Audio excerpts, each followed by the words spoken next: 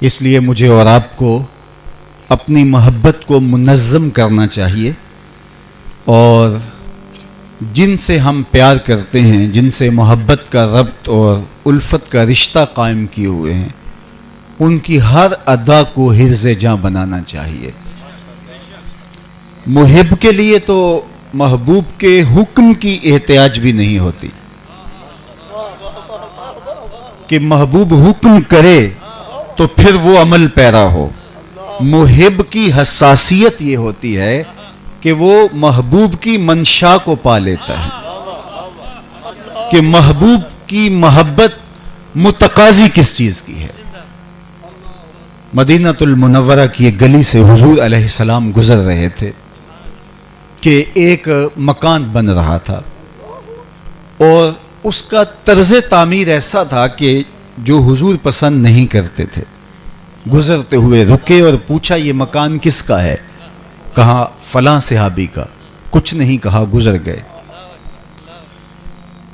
جس شخص کا مکان تھا اس سے وہ شخص ملا جس نے حضور سے یہ بات سنی اور کہا کہ حضور علیہ السلام گزرے تھے، تیرے مکان کو دیکھا تھا، چہرے پہ پسندیدگی کے آثار نمودار نہیں ہوئے، شاید حضور نے پسند نہیں کیا۔ 2-4 دن کے بعد حضور علیہ السلام کا دوبارہ گزر ہوا تو ملبہ پڑا ہوا تھا، مٹی کا ڈھیر تھا۔ تو فرمایا اسے بلاؤ۔ بلایا گیا، کہا میں گزرا تھا، تیرا مکان دیکھا تھا، اور آج ملبے کا ڈھیر دکھائی دے رہا ہے۔ عرض کی حضور میں نے گرا دیا ہے۔ فرمایا کیوں؟ عرض کی سنا تھا آپ کو پسند نہیں۔ میں اور آپ سر سے لے کر پاؤں تک دیکھیں ہمارا کیا کیا حضور کو پسند نہیں۔ اپنے رویے، طرز زندگی، انداز معاشرت، نجی زندگی، سیاسی زندگی، کاروبار، رشتہ داریوں کے ساتھ معاملت، میں اور آپ اپنے آپ کو دیکھیں ہمارا کیا کیا حضور کو پسند نہیں۔ محمد دی زیارت محمد دے رنگ وچ، اے ٹھگ بازیاں جانے پیارا محمد صلی اللہ علیہ وآلہ وسلم۔ چوں بنا میں مصطفیٰ خانم درود، از خجالت آب می گردد وجود، عشق می گوید کہ محکوم غیر، سینائے تو از بتا مانند دیر، تا نداری از محمد رنگ و بو، بر زبان خود میالا نام او۔ میرے مرشد نے اس کا ترجمہ یوں کیا، یاری لا تو پاک نبی سنگ، اے پر پوری یاری، یاری لا تو پاک نبی سنگ، اے پر پوری یاری، پھر درود قبول ہے تیرا لاکھ نالوں ایک باری۔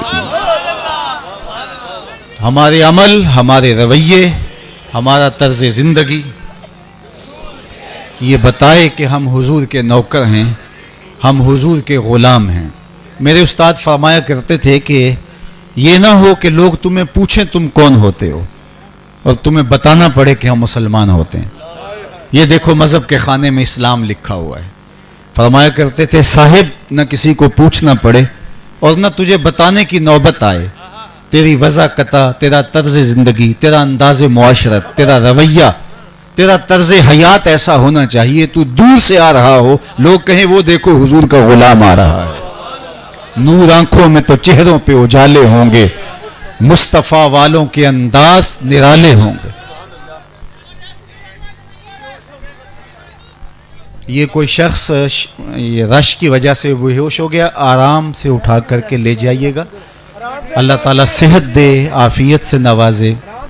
اپنے آس پاس کا خیال رکھ کر کے، ایک دوسرے کے جذبات کا خیال رکھ کر کے راستہ دے دیجئے، یہ ایمرجنسی ہے، اور باقی لوگ جو ہیں وہ توجہ فرمائیے گا۔ یہ سیکورٹی والے ان کو اٹھا لیجئے، ایسا ہی ہو جی جی، اللہ جزائے خیر عطا کرے۔ باقی احباب توجہ فرمائیے، اللہ اسے صحت دے اور جلد شفا یاب فرمائے۔ ماحول کے اندر جو گھٹن ہے اور شدت ہے رش کی، اس کی وجہ سے ایسا ہونا ممکن ہے۔ بس ایک دوسرے کا خیال ضرور رکھیے گا تاکہ جو ہے وہ کوئی ایسا کوئی حادثہ رونما مزید نہ ہونے پائے۔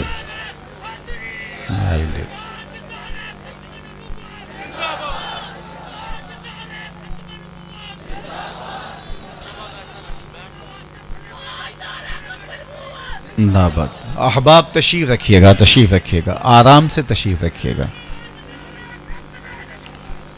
तो मैं अर्ज़ कर रहा था कि मेरे उस्ताज़ मुकर्रम अलैहि रहमा से ये मनकूल बात है, वो फरमाया करते थे ये ना हो कि लोग तुम्हें पूछें तुम कौन होते हो और तुम्हें बताना पड़े कि हम मुसलमान होते हैं, ये देखो मज़हब के खाने में इस्लाम लिखा है।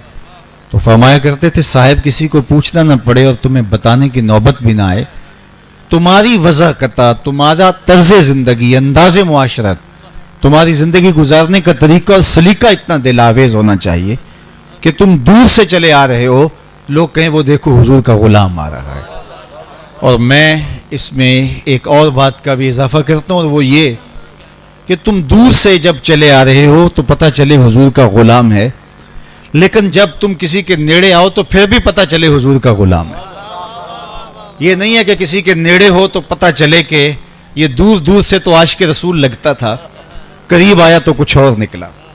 दूर से तो अच्छा भला मोमिन और मुसलमान लगता था, लेकिन रिश्तेदारी करके देखा तो माजरा कुछ और निकला। कारोबार करके देखा, उधार दे के देखा तो मामला कुछ और देखा। उसके लहजे में यूं तो बर्फ थी, लेकिन जो छू के देखा तो हाथ जल गए। ये नहीं कि दूर दूर से हम अच्छे अच्छे और भले भले मुसलमान दिखाई दें, लेकिन रिश्तेदारियों में, मुआमलत में, कारोबार में हम अंदर से बहुत कोड़े हों। इश्क़ रसूल का तकाजा ये है कि हमारा अंदर उजला हुआ हो, सुथरा हो, पाकीज़ा हो, नज़ीफ हो, हमारे रवैये दिल आवेज़ हों, तर्ज़ ज़िंदगी खूबसूरत हो। तो उसने कहा हुजूर सुना था आपको पसंद नहीं है। अल्लाह अकबर। तो मोहब्बत तो महबूब की मंशा पा जाती है, और हुक्म तो बहुत बड़ी बात होती है, हुक्म के लिए तो जाने वार देते हैं। आका करीम अलैहिस्सलाम तशरीफ़ फरमा थे और मजलिस नूर जमी थी कि एक साहिब आए और उन्होंने आके हुजूर अलैहिस्सलाम से सलाम अर्ज़ किया, मुसाफ़ा करना चाहा, लेकिन आका करीम ने एराज़ कर दिया, रुख फेर लिया। तो वो समझे शायद हुजूर ने इल्तिफ़ात नहीं किया। इत्तिफ़ाक़न बाज़ हो जाता है, रश में मेरे साथ भी ऐसा होता है, एक आदमी इधर से पुकार रहा है, एक इधर से पुकार रहा है, तो किसको पजीराई बख्शें और किसको नज़रअंदाज करें। तो जिधर नज़र पड़ गई सो पड़ गई, जिधर रह गई सो रह गई। तो इसमें कसूर नहीं होता, रश में ये मामले हो जाते हैं। तो उसने समझा शायद हुजूर ने इल्तिफ़ात नहीं फरमाया, तो जिधर हुजूर का रुख था जाके उधर से सलाम पेश किया।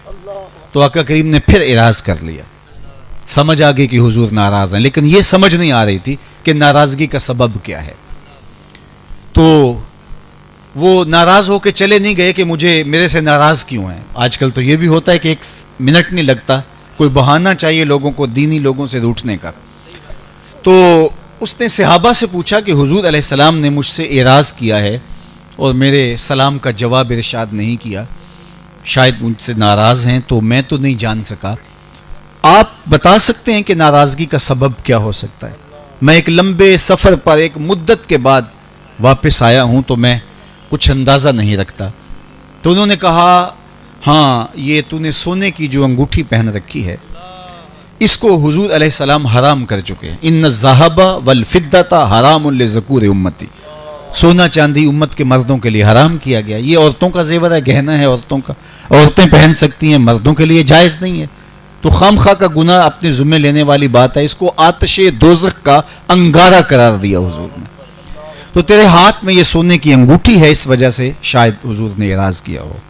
तो वो आगे बढ़ा और अंगूठी उतार करके हुजूर को पेश करते हुए कहा हुजूर इससे इस वजह से नाराज़ हैं, ये रही। तो आका करीम ने वो अंगूठी पकड़ी और यूं एक जानब फेंक दी।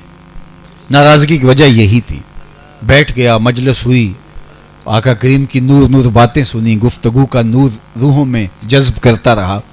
जब मजलिस इख्तिताम को पहुंची, लोग वापस पलटने लगे, तो ये भी वापस होने लगा।